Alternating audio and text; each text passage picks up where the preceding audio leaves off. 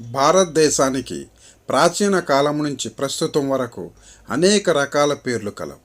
India, Hindustan, Aryavarta, భరత, జంబూద్వీప, నభివర్ష, టియాంజు, హోడు మొదలైనవి. వాటిలో ప్రధానంగా 4 పేర్లను గుర్తించారు. ఈరోజు మనం ఆ టాపిక్ గురించి చర్చించబోతున్నాం. ఈ టాపిక్ చూశాక మీకు నచ్చితే లైక్ చేయండి, ఇతరులకు ఉపయోగపడుతుంది అనుకుంటే షేర్ చేయండి.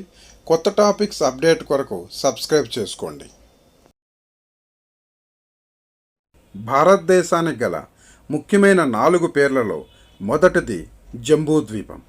ఇది వేదాలలో భారతదేశానికి ఇచ్చిన పేరు. ఇప్పటికీ హిందూ మత గ్రంథాలలో ఈ పేరు ఉపయోగిస్తున్నారు. జంబూద్వీపే మేరో దక్షిణ భాగే, శ్రీశైల ఉత్తర భాగే, కృష్ణా గోదావరి మధ్యస్థానే సంకల్ప మంత్రంలో ఈ విధంగా పలుకుతూ ఉంటాం. జంబూ ద్వీపం గురించి ఎన్నో రకాల థియరీస్ ఉన్నప్పటికీ సింపుల్గా చెప్పాలంటే జంబూ అంటే నేరేడు పండు లేదా గిన్నెకాయ. ఈ దేశంలో ఎక్కువగా నేరేడు పండు ఉంటాయి కనుక భారతదేశానికి జంబూ ద్వీపం అనే పేరు వచ్చింది. జంబూ ద్వీపం తర్వాత వచ్చిన పేరు భారతదేశం లేదా భరతవర్షం.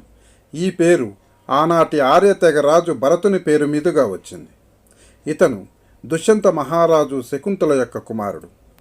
ఋగ్వేదములోని ఐతిరేయ బ్రాహ్మణములో చెప్పబడిన దాసరాజ్ఞ లేదా 10 మంది రాజుల యుద్ధములో ప్రస్తుత పంజాబులోని రావి నది ఒడ్డున 10 మంది ఆర్య తెగ రాజులను ఓడించిన భరత కులానికి చెందిన శక్తివంతుడైన సుదాసుడినే మనం భరతుడని పిలుస్తాం. భరతవర్షం తర్వాత ఎక్కువగా పిలువబడిన పేరు హిందూ దేశం లేదా హిందుస్థాన్. ఈ పేరు భారతదేశానికి వాయుంగా ప్రవహించే సింధు నది పేరు మీదుగా వచ్చింది. సింధు నదిని ఆంగ్లంలో ఇండస్ అని పిలుస్తారు. గ్రీకులు సింధు నది చుట్టుపక్కల నివసించే ప్రజలను ఇండోయిన్లు అని పిలిచేవారు. సింధు నదికి ఆవల ఉన్నటువంటి ప్రాంతాన్ని పర్షియన్లు, గ్రీకులు హిందుస్థాన్ అని పిలిచేవారు. హిందుస్థాన్ తర్వాత బాగా ప్రాచుర్యములోకి వచ్చిన పేరు ఇండియా. అలెగ్జాండర్ దండయాత్ర తర్వాత గ్రీకులు హిందుస్థాన్ పేరును హిందుస్థాన్గా పిలిచారు. ఆ తర్వాత వచ్చిన బ్రిటిష్ వాళ్ళు హిందుస్థాన్ను ఇండియాగా పిలిచారు.